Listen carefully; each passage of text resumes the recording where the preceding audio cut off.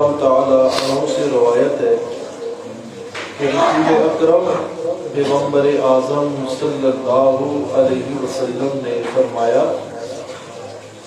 میری ساری امت کے گناہ قابل معافی ہیں سوائے ان لوگوں کے جو اعلانیہ گناہ کرتے ہیں۔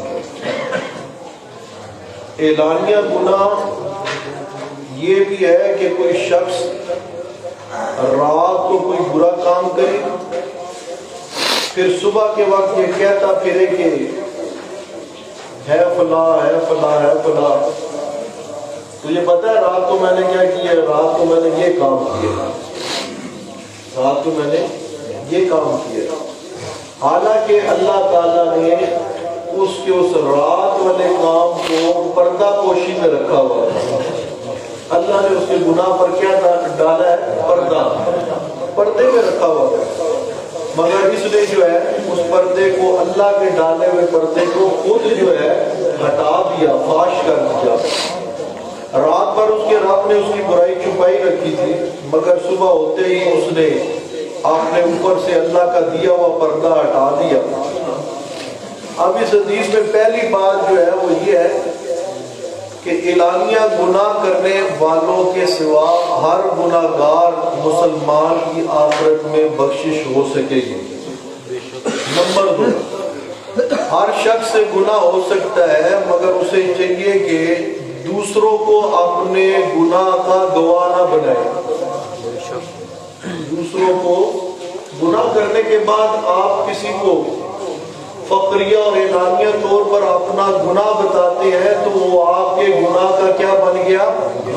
گواہ بن گیا، وہ شاہد بن گیا، گواہ بن گیا۔ بلکہ اپنے گناہوں کو چھپائے اور اللہ تعالیٰ سے اس پر توبہ استغفار کرے، اللہ کا شکر ادا کرے کہ میں نے ایک برائی کی، میں نے ایک گناہ کیا، اللہ نے پھر بھی میری عزت تار نہیں ہونے دی، اللہ نے میرے گناہ پہ پردہ ڈال دیا، تو اسے جو ہے اللہ کا شکر ادا کرنا چاہیے اور توبہ استغفار کرنی چاہیے۔ نمبر 3، کسی مسلمان کا یہ کام نہیں کہ وہ سر عام گناہ کرتا پھرے اور دوسروں کے سامنے اس پر فخر کا اظہار کرے، کسی مسلمان کو یہ دکھتا نہیں ہے۔ نمبر 4، جب کوئی برائی کسی ایک فرد تک محدود رہتی ہے اور وہ اس کا اظہار دوسروں سے نہیں کرتا تو معاشرہ اس برائی کے منفی اثرات سے کافی حد تک محفوظ رہتا ہے۔ جب وہ برائی پھیلتی نہیں ہے، اس نے برائی کی، آگے کسی کو بتایا نہیں، اب بتائے گا تو وہ بات جتنی پھیلے گی تو معاشرے پر اس کے اثرات کیا پڑیں گے؟ منفی پڑیں گے۔ ہاں جی، تو منفی اثرات پڑیں گے معاشرے پر، اور لوگ بھی اس کی غیبت کے گناہ سے بچ جاتے ہیں جو اپنے گناہ کو چھپاتا ہے۔ اب جب یہ اپنے گناہ کا بتائے گا نا تو لوگ تذکرے کریں گے، کیا کریں گے؟ تو لوگوں کو بھی یہ گناہ میں مبتلا کر رہا ہے، کیونکہ لوگ اس کی غیبت کرنا شروع کر دیں گے، لوگ اس کی کیا کرنا شروع کر دیں گے؟ غیبت کرنا شروع کر دیں گے۔ لیکن جب کوئی شخص دوسروں کے سامنے اپنے گناہوں کا ذکر کرتا ہے تو دوسرے کو بھی گویا وہ برائی کی ترغیب دے رہے ہیں۔ کیا دے رہے ہیں؟ ہمارے نوجوانوں میں یہ بات آج کل بہت زیادہ ہے، تو کبھی ایسی کوئی برائی کرتے ہیں نا، آج کل جیسے ہمارا معاشرہ بگڑ چکا ہے، آگے اپنے دوستوں کی محفل میں بڑے زور شور سے تذکرہ کرتے ہیں کہ وہ جو دوسرے بیٹھے ہوتے ہیں کہتے ہیں اچھا اس نے یہ کیا ہے تو ہم بھی یہ کرتے ہیں، ہم بھی، تو معاشرے میں کیا پیدا ہو جاتا ہے؟ بگاڑ۔ اس لیے نبی پاک نے فرمایا کہ ایسے شخص کی جو ہے نا وہ بخشش نہیں ہوگی جو گناہ کرنے کے بعد اس کا اظہار کرتا ہے فخریہ انداز میں، اس انداز میں، فخریہ انداز میں۔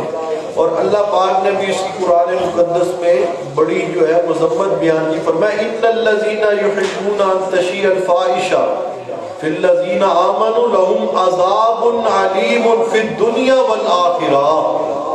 بے شک جو لوگ چاہتے ہیں کہ مسلمانوں میں بے حیائی کا چرچا ہو، بے حیائی کا کیا ہو؟ چرچا ہو، تو ان کے لیے دنیا اور آخرت میں دردناک سزا ہے۔ اور یاد رکھو واللہ یعلم وانتم لا تعلمون، اللہ ہر چیز کو جاننے والا ہے، تم جاننے والے نہیں۔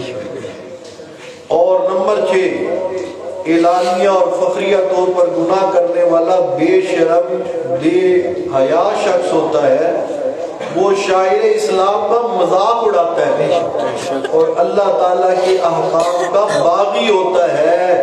اس لیے اللہ پاک نے کہا کہ ایسے شخص کو میں کبھی بھی معاف نہیں کروں گا۔ گناہ ہر ایک سے ہو جاتے ہیں، مگر ان گناہوں کو چھپانا چاہیے۔ کیا کرنا چاہیے؟ چھپانا چاہیے۔ آج کل تو جو ہے اس کو بیان کرنا فخر محسوس کیا جاتا ہے۔ اللہ ہمیں اس عظیم گناہ سے بچا کے رکھے۔